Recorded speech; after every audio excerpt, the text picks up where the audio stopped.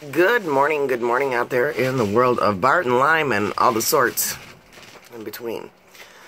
Well, I am actually outside cooling down at the moment. I have been on Azithromycin for 4 days now.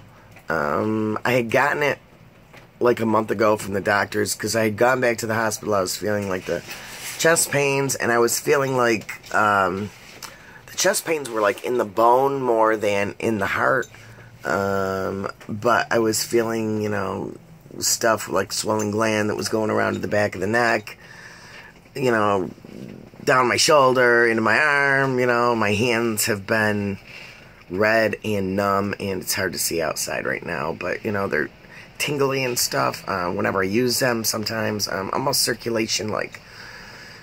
So I went to the ER, and they didn't think it was a heart attack. I didn't either. But, he had prescribed, thanks to my other half, some antibiotics, because I do have a sinus infection. It's been continuing for like 6-7 years now. And I held off taking the antibiotics. Of course, you guys know what happens when we take them. So I was like, unless I really feel that I need them really bad, I'm going to wait for a little bit because the holidays are coming. And then, as soon as Christmas got done and over with, it was like, okay, this is it. It's time to get the antibiotics in the system. Well, it is day 4. And I got up this morning, and I was doing okay, or so I thought. Went out in the kitchen, listened to my other half. He's been going through some medical stuff going on with him. And he had to go to a doctor's appointment, so he's getting ready. And then all of a sudden, I got that feel like your ears are getting cut off, the circulation feeling, that we get. Usually we get it from like looking up or down. Face all numb.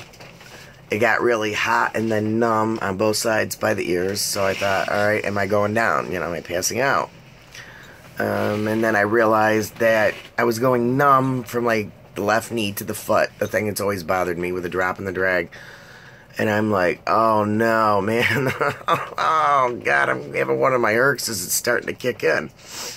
So I had actually come off from using Xanax for the balance and stuff and anxiety. And I thought, oh, I really don't want to go back and take a freaking pill. But I ended up taking a half a pill. And I've been doing good. I've been off from it. But I think once in a while it does not hurt to take one because I started panicking. And I started having a panic attack, which you start breathing differently, and then, of course, you will pass out if you're like me and you hold your breath. Gosh, can you guys even see me with a glare? So, yeah, it was interesting. It scared him because I called him in the bedroom, and I was just like, trying to talk, and it's like, that's not normal. And, to the average person, I suppose it would be scary, I told him, I said, if I feel like it's not getting better, I will definitely take an ambulance. But right now, let's just see how it plays out. He's like, lay down. If you got to get up, here's the cane. And I'm like, thank you. Because he had to get to his appointment. And it just sucks. This is the side that you don't want your new other half to see. But, I mean, he's pretty well trained from being with his older partner, in the past. She had problems too. I still swore that she had Lyme. Never got tests or anything for it, but yeah. So he got to see this crappy side of me. Now I am a little puffy today, and my lips feel buzzy a little bit still. I took an ibuprofen because I felt really tight, swollen in the head and stuff. I did sleep well last night. I think I woke up once. So, if I don't continually wake up every couple of hours, I tend to feel like crap in the morning, but not that bad. So, I'm going to see if this is just, temporary Herx thing going on, just a small one, just a little flare-up, or if this is a precursor to dun dun dun dun dun.